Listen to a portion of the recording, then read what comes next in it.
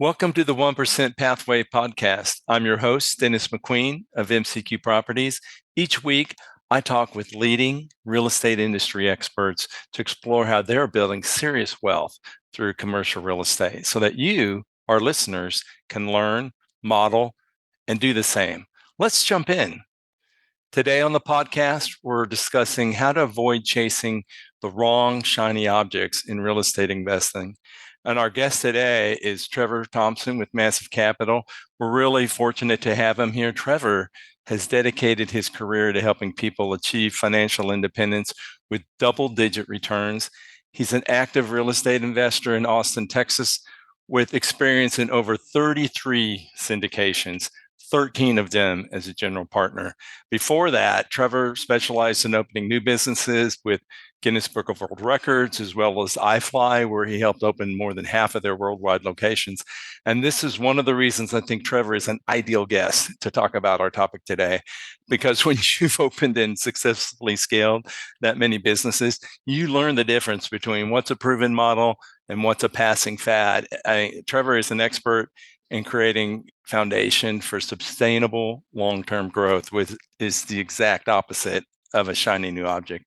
He's currently the VP of Investor Engagement at Massive Capital, where he's committed to educating and inspiring investors to create lasting wealth through real estate. Welcome to the show, Trevor. I'm excited. I'm so excited you're here. Can you start by telling our listeners a little bit more about yourself and what you do? Yeah. So again, I've been my whole life in the attractions and entertainment business. Started with Ripley's Believe It or Not, then Guinness World of Records, and then iFly. And I was always interested in real estate, but I was terrified of toilets, tenants, and trash. I read Rich Dad Poor Dad that everybody should read if they haven't, and talked all about that your house is the liability, not an asset, all these things. But I was overwhelmed. I just didn't know where to start. And I thought I had to be a millionaire to start investing in commercial real estate. And I went to a few weekend seminars, and I went to one, and they talked about a syndication, and how I could invest into a part of a bigger deal. I would invest with experienced people. I could double my returns in 5 years. And I'm not kidding you. I went, where have you been my whole life? Yeah. This is unbelievable. Why did I not learn this? That And sounds like a real aha, right? yeah, and that's what became my mission. What I didn't want to do was have people not understand this, right? So it became my mission to tell everybody that you need to figure this out, and you need to start thinking about having your money work for you. That's powerful. And there's the old adage of when's the best time to plant a tree 20 years ago? When's the next best time today? Yeah. I think that applies to real estate too. And it's like you said, you you saw it. It's like, man, how am I going to do that? I can't get into this. But then you had that moment where it clicked for you, and you started investing. And now you're in what, over 33? Yeah, 34 now, actually. Okay, I knew it was more. Okay, wow. You got to keep up to date if I you're got to not going keep to up keep with up you, with man. me. Well, let's dive into this. There's a lot of buzz going around about new markets, different amenities, even AI is hot, right? How do you distinguish between a long-term trend that deserves attention and, one of these shiny objects that could be a real distraction? Yeah. So first of all, I want to sort of go back a little bit and make sure that your listeners understand who you invest with is more important than where you invest. Good point. So Yep. again, when you talk about the shiny objects, everybody looks good on the internet, right? Mhm. We're posting about our wins, we're posting about our successes, we're posting about things, but I'm looking for people that are real and talking about what's really happening to them, people that have had real struggles and share how they've overcome them. Because I want to invest with people that I can relate to. Mhm. And, so avoiding the shiny objects, I get all of these emails and I see ads on Facebook. Because when you look at real estate stuff, you start getting all these feeds, and they're all shiny objects, right? I don't know them. I don't understand what they're, and for a guy who invests in 34 deals doesn't understand exactly what they're offering. That says a lot.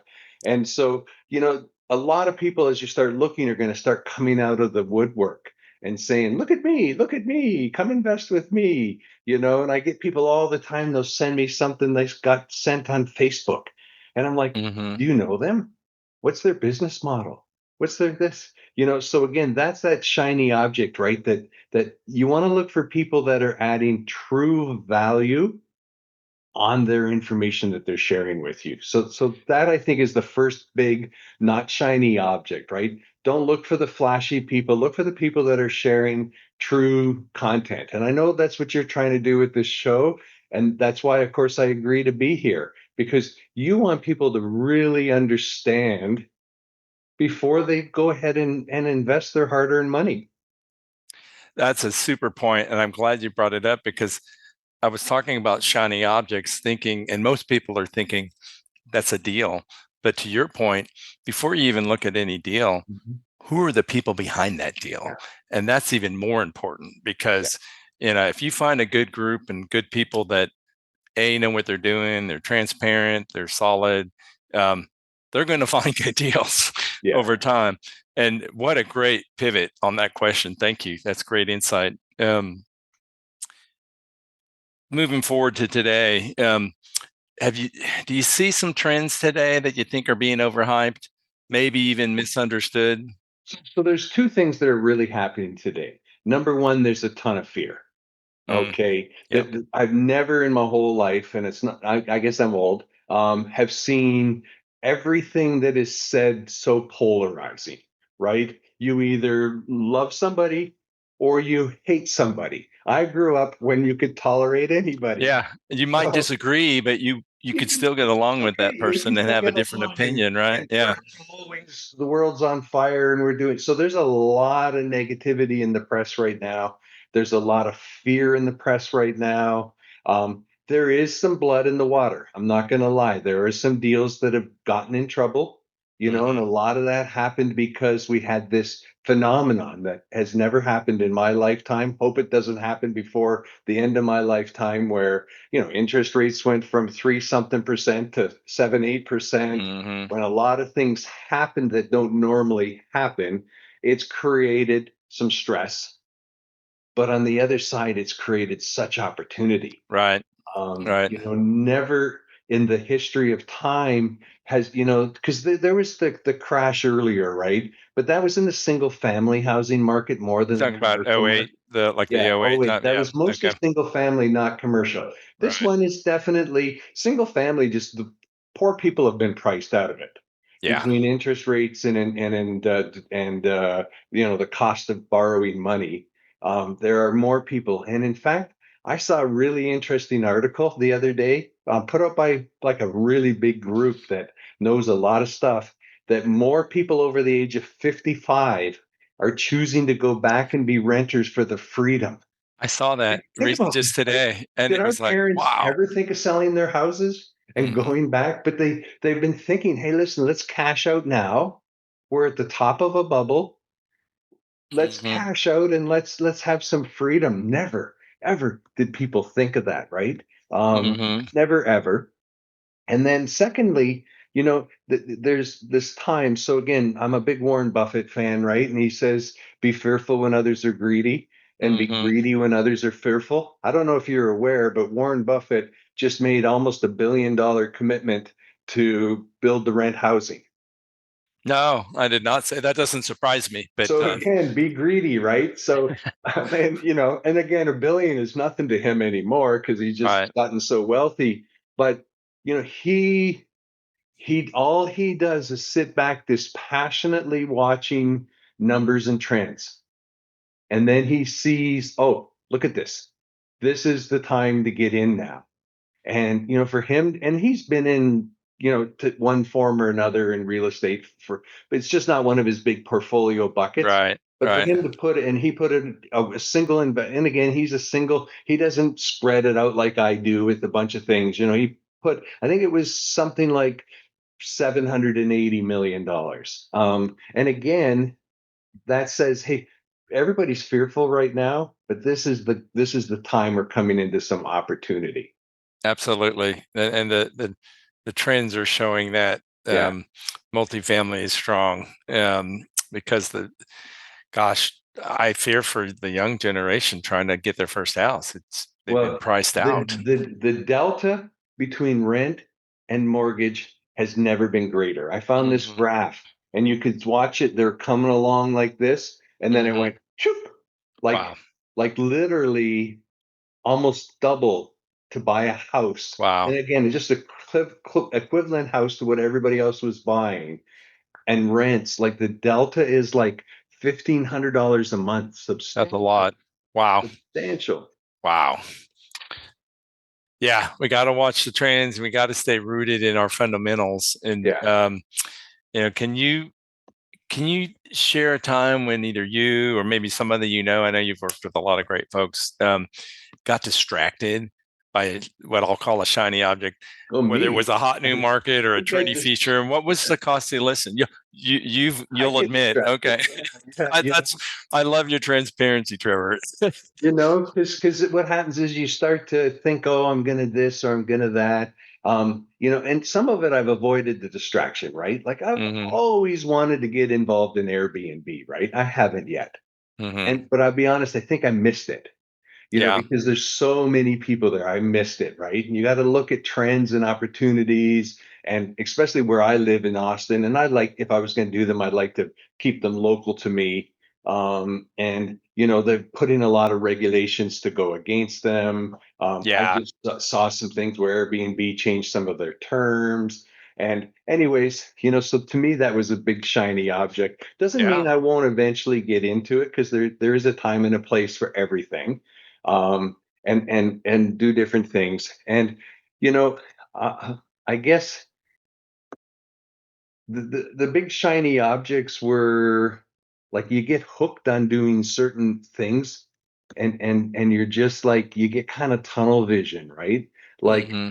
I know we started doing some retail investments, and I had to completely re-educate myself on it because I was thinking, no, retail's dead. Amazon killed it during COVID.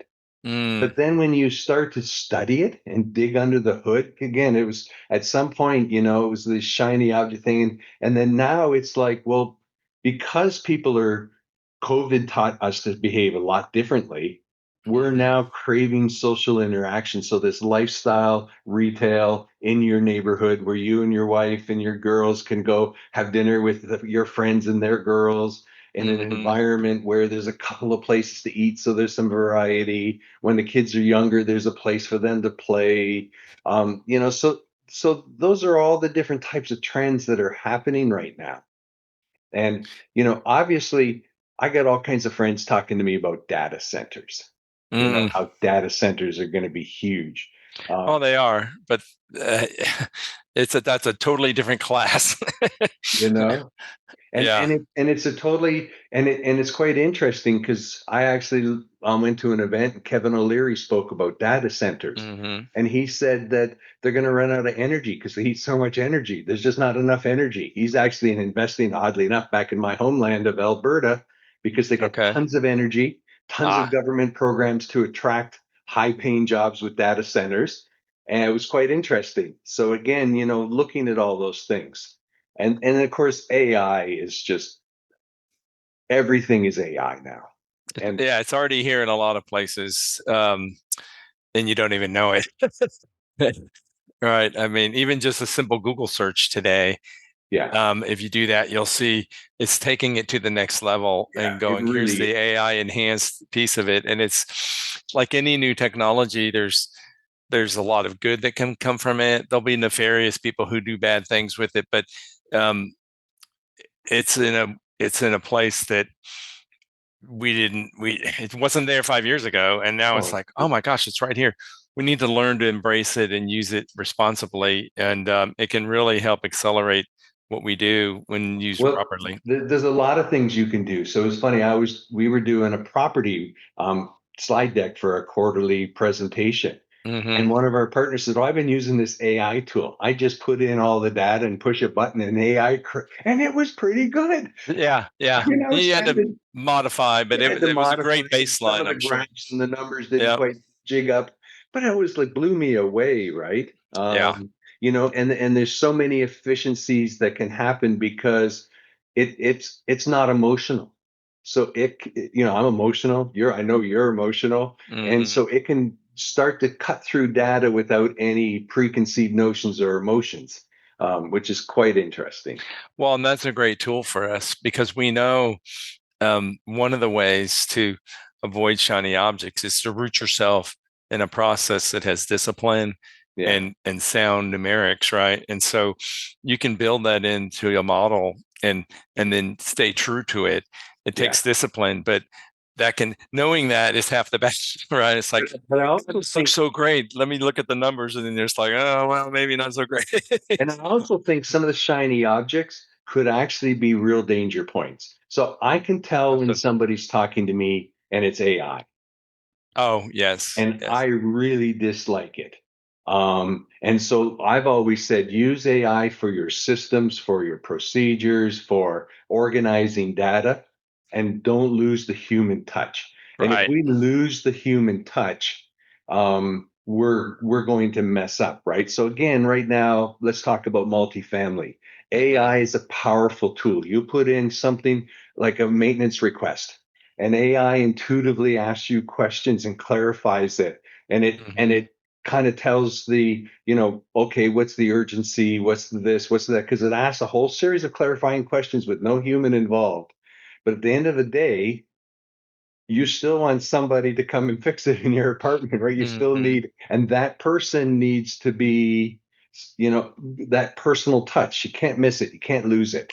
We still You want, know, that is so true. It reminds me of this is an old book. I don't know if you remember Megatrends. no, Um, it, you have to look it up. It's back from like 1980, 1990. But that was when the computer industry was just starting to explode and all the personal computing type of devices, which we take for granted now, those were fairly new back yeah, in that time frame. And one of the big trends was high tech, high touch. And so it's like just like AI. AI is another version of high tech. It's the next thing of high tech. yeah, Back then, it was the personal computer. It's like, oh well, yeah. There's this high tech. What do I do with it? Is it great? It's like, and to your point, like you just described, you can use that to help you. But then at the end of the day, there's that touch element, that yeah, human element that is so important because we're human. yeah, We thrive on that, some more than others, but um, without it, it's sterile. It's artificial is not the right word, but I think you understand what I'm trying to say. yeah, You need that balance, and I think that can help us to keep us disciplined. To not that you want to ignore shiny objects, but you want to treat them for what they are, and then run them through your rigor to yeah. determine is this one worth shining up some more and using, or putting off to the side and looking for something else. And that's what helps us stay true to making good decisions. Yeah. And one other thing too, I'd like to kind of bring up here at this moment. So a lot of people, like I always talk about investing like you're playing a baseball game. And I don't Mhm. even play baseball and I don't really watch baseball, but I know that if a team says I'm going to up and every person on the team, you must hit a home run. Well, you're not going to hit a home run, right? Nobody, it's just not right with batting averages. The people that are good are 500, like half of the time, kind of deal. And so, again, avoiding the shiny object, right? Going after the big wins, the big things, the big returns. You need some balance in your portfolio, right? So, you need some Mhm. safe and secure investments that are, they're not home runs and they may not double your money even. Like one of my best investments, I know it's only going to one and a half my money, but it pays like clockwork, right? It's a medical center, triple net, double Mhm. guaranteed, like safe, safe, safe.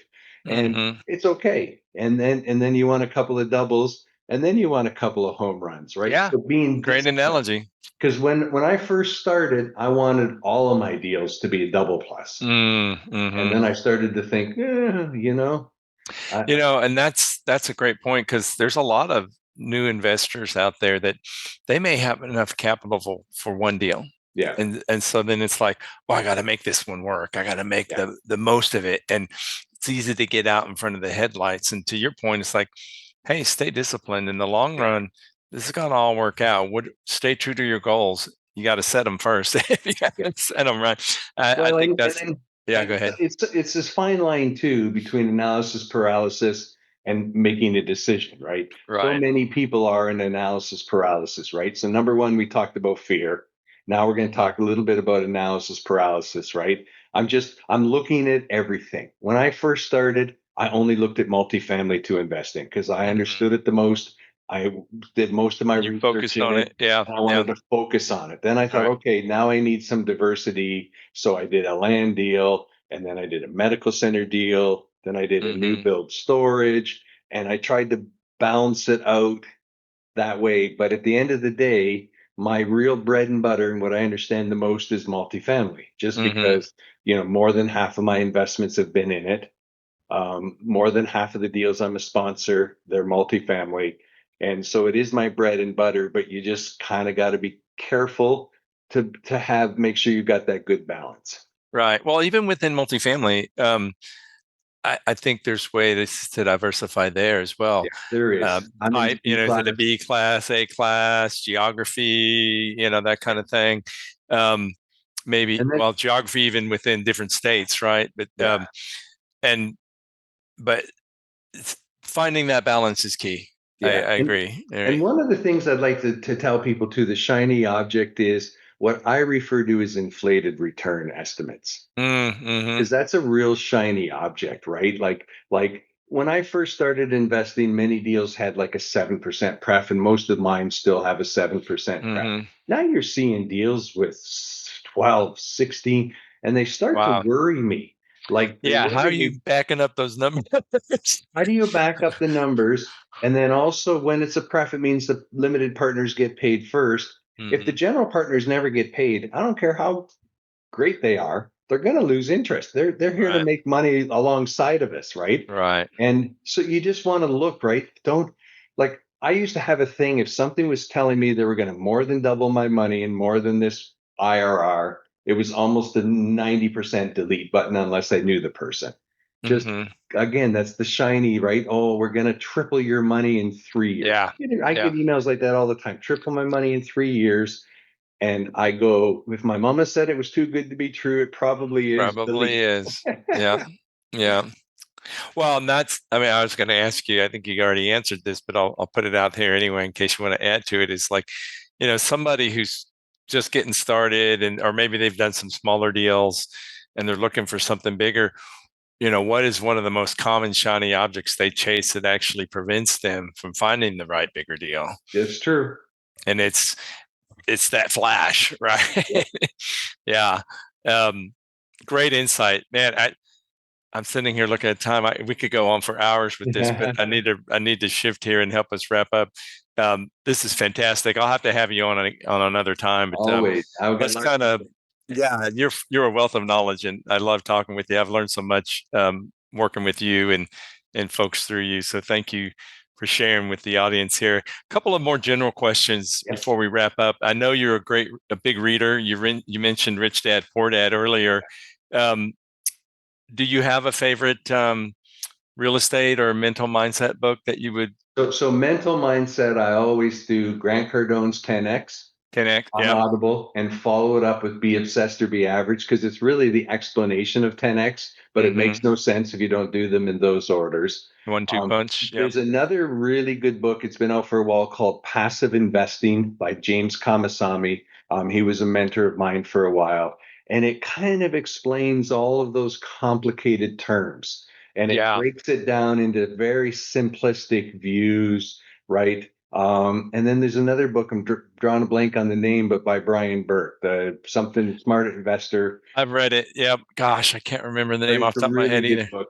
And I'll then have to find it and add it onto this. if you Yeah. want the syndicating, Joe Fairless, best ever syndication book. Yep.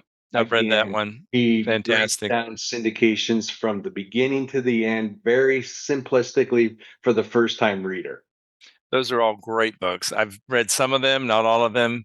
The Cardone ones, I do need to add to my list. So thanks for sharing. Yeah, and you got Yeah. to do it on Audible. That man can. I'm That an man Audible can. guy. Yeah. That man can ad lib, and Good. he tells it like it is. But again, you got to read them in that order. And it's Okay. funny, like I was listening to 10X book when I was opening an iFly in Houston, and I literally sat in my hotel parking lot for 45 minutes to finish the book. And I actually went up to my hotel and I bought the 2020 10X conference. Oh, wow. It Wow. was sort of funny. He's a powerful presenter for sure. Yeah. Okay, I before we don't wrap up mess here, with him though. He's a shiny object. good to know. Before we wrap up, one other question is just, what does the 1% pathway mean to you in your own words? Yeah, so I guess it's like it's you want to be part of that 1% elite group, right? And but more importantly to me, it's helping others to get there too. Mm-hmm. And so I want to be there, but if I'm there all by myself, I'm going to be unhappy. It's I want to lonely. bring other folks Yeah. with me. I want them to understand, right? Again, we're talking on Labor Day today. If you don't find a way to make money in your sleep, you will work until you die. Again, my good friend Warren Buffett. Mm-hmm. You got to get that second stream of income, right? And have it to where you're going to your W-2 job as a choice, not a need. Yep. Agreed. And as you said that, it reminds me of something that I've heard before about be willing to do the things that most people aren't willing to do so that you can live the way that most people will not be able to live. Right? You get to separate yourself from the masses. And it's not that hard. It's the last mile, not the 100 miles, right? So, Yeah. And well, starting early, like you said, best mhm, time to plant a tree, right? Um, Real estate investing, so you get to use the leverage, which is powerful, but you also get the power of compounding. mhm, So if you could double 100,000 in 5 years, then double it in 5 years to 400, then 5 years to 800, 5 years to 1.6, 5 years to 3.2 million. Just think of that. That's your magic. Yep. $100,000 investment, assuming you double it, assuming you don't have taxes, two big assumptions, turns into over $3 million from one investment, keeping it rolling along with the profits. It's going to change everybody who does it life, everybody, and their families' Incredible. lives and their children's lives, and they'll be able to help whoever they want. Absolutely. Well said. Well, Trevor, thank you so much for My joining us pleasure. on the podcast today, sharing your experience about avoiding shining objects. We can all learn from that. And before I let you go, please tell the listeners where they can find out more about you and connect with you. Yeah, so the best place is on LinkedIn. You got to remember the K. It's for my Yeah, legal that's name, right. Keith Yep. K. Trevor Thompson. But the best place to find me is on LinkedIn. Just do a connection. Say you saw me on Dennis's podcast, whatever. I love connecting with people, and I post a lot of things that I do there on LinkedIn. So that is the best place. You are a connector. I meet people all the time and we get to talk and they say, oh, Trevor, yeah, I know. You are a great networker and setting a great example in doing that. And listeners, if today gave you even one idea about how to move forward faster, please share this episode with somebody in your network. And that is how we help more people find the 1% pathway. This is Dennis McQueen signing off. I'll be back next week with another great episode of the 1% podcast. Have a great week. And that's a wrap, right on time. Thank you, Awesome, we did Trevor. it. Good stuff. Good to see Um, you. appreciate it. We'll clean it up. We'll get it to you. Awesome. And yeah, this is like my fourth or fifth one now. I'm starting to get Yeah, it the takes a hang of it. little while to get the hang of it. Yeah, but I love doing this kind of stuff. It's as we're trying to find where are our strengths and where do we need to work on and stuff. I started in underwriting because I'm a numbers guy, but this part of the networking I like too. It's just I Yeah, needed to build some confidence, I think, and kind of do some more. And so I appreciate you being part of my journey. my And pleasure. have a great rest of this week, and we'll be talking again soon. Awesome. All right, take care. All All right, right, Trevor. bye. Bye now.